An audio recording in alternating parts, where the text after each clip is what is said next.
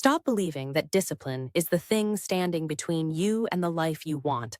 Here is what the evidence actually shows. You are not stuck because you are lazy. You are not stuck because you lack willpower. You are stuck because every morning you wake up and try to improve a version of yourself that was built by other people, other timelines, other pain. A version that was never actually yours to begin with. In 2019, Stanford psychologist Dr. Carol Dweck published updated research showing that identity-based change outperforms behavior-based change by a factor of 3 to 1. 3 to 1. That means the people grinding through habits and discipline routines without first rebuilding who they believe they are working 3 times harder for 1/3 of the result. So here is the real question. And I want you to sit with this. Who exactly are you trying to improve? Because if that person was built by your worst years, your loudest critics, and your smallest moments, then improving them is not growth. It is maintenance. And maintenance will never get you to a life you have never lived before. Here is why this matters more than anything else you will watch today. Most self-improvement content teaches you to optimize. Wake up earlier, read more, do the cold shower. And those things are not wrong, but they are being applied to the wrong operating system. Imagine taking the fastest, most powerful software in the world and running it on a computer from 2003. That is what you are doing every time you stack new habits onto an identity that was coded by fear, rejection, comparison, and survival. Research from the University of Waterloo, published in March 2022, tracked 847 participants through 12-week habit formation programs. The participants who consciously redefined their identity before starting new habits were 67% more likely to maintain those habits 6 months later. 67%. The ones who just tried to change behavior without touching identity? Most of them quit by week 4. This is not about discipline. This is about architecture. You cannot build a skyscraper on a foundation designed for a shed. Today, I am going to show you exactly how to demolish the old blueprint and build the version of you that has never existed, but always should have. Point 1. You are living inside an archaeological dig, not a life. Think about who you were at 17. Maybe you were told you were the quiet one, the irresponsible one, the one who was not as smart as your sibling, the one who always messed things up when it counted. Now, think about how many decisions you made last week that were quietly filtered through those old labels. Because here is what neuroscience confirmed in a landmark 2021 paper from MIT's Brain and Cognitive Sciences Department. The human brain defaults to stored identity narratives under stress. That means when pressure hits, your brain does not ask who you want to be. It asks who it thinks you already are. And if who it thinks you already are was shaped by humiliation, comparison, or trauma, that is the version that shows up. James Clear talks about identity-based habits in Atomic Habits, published in 20.2. You cannot grow into who you are becoming while still defending who you used to be. This is the part nobody talks about because it feels like betrayal. Deleting an old identity feels like abandoning your history. It feels disloyal to every version of yourself that fought to survive. But here is the distinction that changes everything. You are not erasing your experiences. You are retiring the conclusions those experiences forced you to make about your worth, your capability, and your ceiling. In April 2021, Dr. Benjamin Hardy, organizational psychologist and author of Personality Isn't Permanent, made a statement in an interview with Lewis Howes that stopped me cold. He said, and I am paraphrasing, "Most people spend their entire lives trying to be a better version of their past self, when the goal should be to become a completely..." Point 3. You need to design the new version before you can become them. Most people wait to feel different before they act different. That is backwards. The science on this is not even controversial anymore. A 2020 study published in the Journal of Personality and Social Psychology, one of the most cited psychology journals in the world, found that acting in accordance with a desired future identity for as little as 2 weeks produced measurable changes in actual personality traits. 2 weeks, not 2 years, 2 weeks of deliberate identity performance created real psychological shifts. So how do you design the new version? You get specific, not vague motivational poster specific, granular.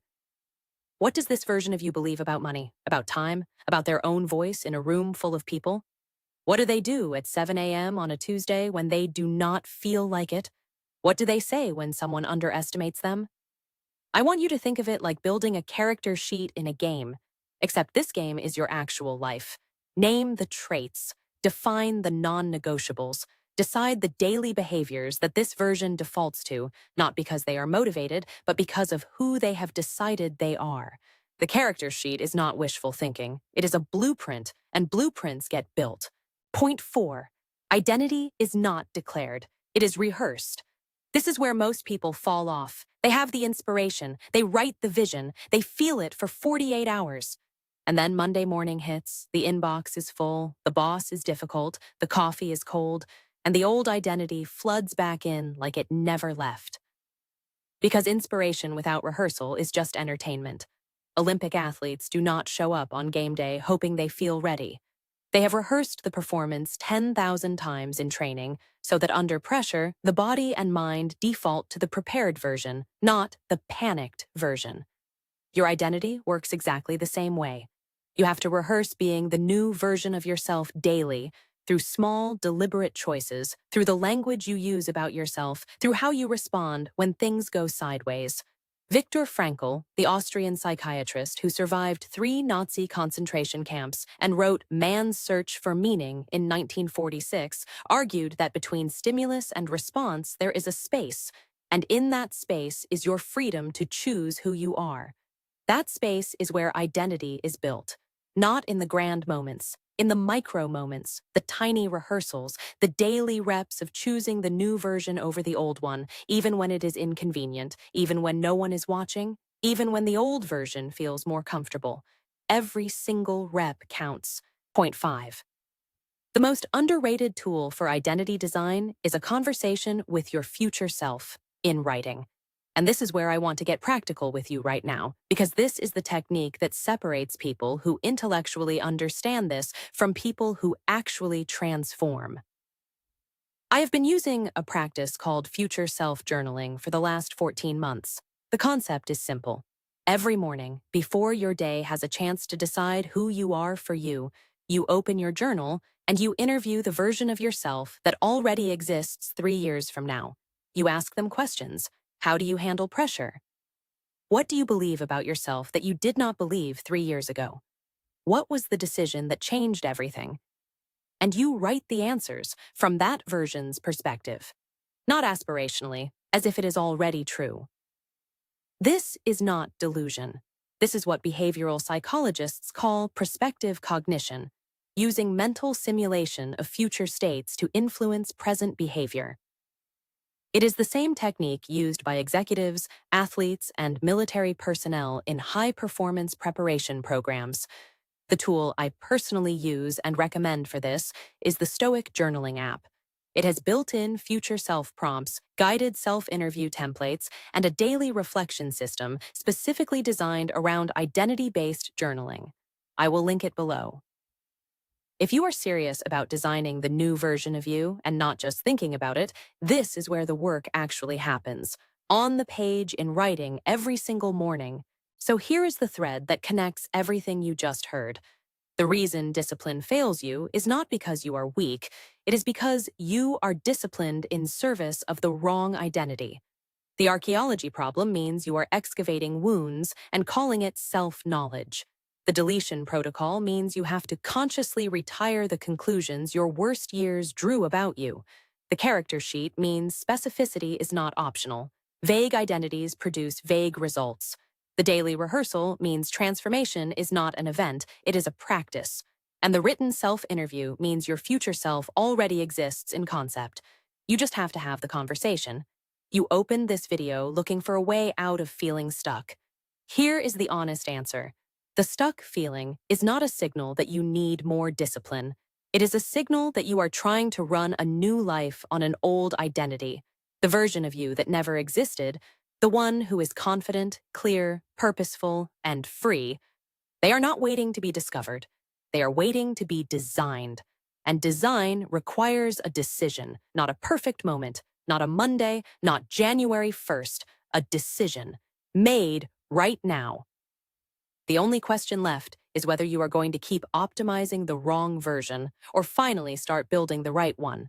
Here is your one action step before you close this video. Tonight, not tomorrow, tonight, open a blank page. Physical journal, notes app, or the Stoic app linked below with its built-in future self prompts. Write this exact question at the top. Who is the version of me that has never existed yet? And then answer it. Not who you hope to be, not who you think you should be. Who would you actually build from scratch if you had zero obligation to your past self and zero fear of what other people think? Write for 10 minutes. Do not edit. Do not judge. Just design. If this hit differently than what you expected today, share it with one person who needs to hear it, not as a hint, as a gift. Subscribe to Level Up Daily if you want more content that actually challenges the way you think about growth, not just the surface level habits. Drop in the comments. What is one trait that the version of you that never existed would have? I read every single one. And if you want to go deeper on identity-based transformation, the video on screen right now covers exactly how to break the psychological patterns keeping you in the same loops. Watch that next. Disclaimer. This video is for educational and motivational purposes only. Results vary. Nothing constitutes professional psychological advice.